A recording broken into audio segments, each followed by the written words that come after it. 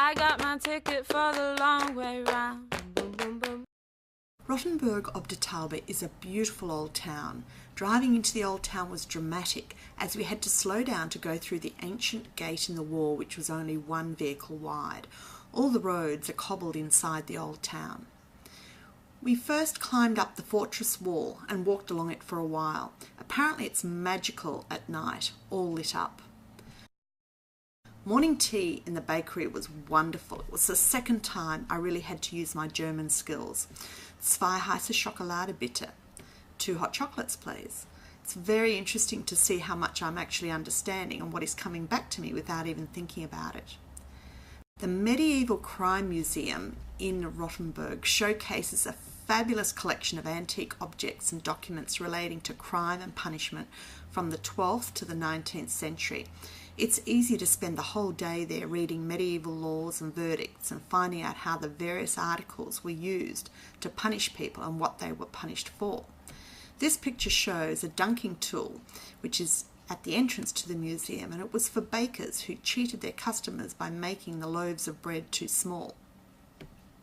Punishments ranged from torture and death to public humiliation in the town square. Here are a few examples.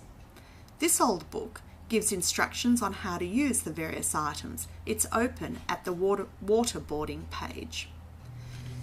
Being stretched on the rack was considered a legitimate way to get information from a prisoner. Hands and feet would be tied and then progressively pulled in either direction. Loud popping noises would indicate that ligaments and cartilage had been broken. These heavy killing wheels were driven over people to crush their bones. 2 fingers were inserted into this device and then the screws were gradually tightened. Chastity belts were padlocked onto wives or girlfriends when their men went away. How bad would it have been trying to walk again after being locked into this iron tie for days? Poor musicians would be shamed by having their fingers locked into position on this flute for hours. The pillory cage has a metal framework and it was erected on a post, usually in a town square, and it had holes for securing the head and hands. The cage was punishment enough. However, it was usually accompanied by humiliation in various forms by the public.